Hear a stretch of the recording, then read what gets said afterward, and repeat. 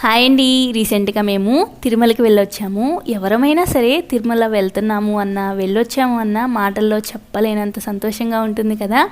అలాంటి ఒక హ్యాపీనెస్సే ఇంకా చెప్పాలంటే అంతకు మించి. ఎందుకలా అంటున్నాను అంటే మేము మామూలు దర్శనానికి వెళ్ళలేదండి, సుప్రభాత సేవకి వెళ్ళాము. అది డిప్ అది వేస్తూ ఉంటాం కదా, లక్కీగా మాకు సుప్రభాత సేవ డిప్ అనేది తగిలింది. సో చాలా చాలా హ్యాపీగా ఉన్నాను. స్వామివారిని అంత దగ్గరగా చూడగలిగాను అంటే నాకు ఇంకా నమ్మశక్యం కావట్లేదు అనమాట. మామూలు దర్శనం అనుకోండి, 7 గడపల యువతల వైపే స్వామివారిని చూసుకుని వచ్చేస్తాము. ఆ ఒక్క సెకండ్ లేకపోతే 2 సెకండ్స్ అంతే, వాటి కోసం ఎంతసేపు వెయిట్ చేస్తాము కదా. కానీ ఈ సుప్రభాత సేవ అంటే చాలామందికి తెలిసి ఉంటుంది, నాకైతే అస్సలు తెలియదండి ఇప్పటివరకు. ఎలా ఉంటుందా అనుకుంటూ వెళ్ళాను. తీరా వెళ్ళిన తర్వాత ఇంకా నాకు అసలు చెప్పడానికి మాటలు కూడా రావట్లేదు.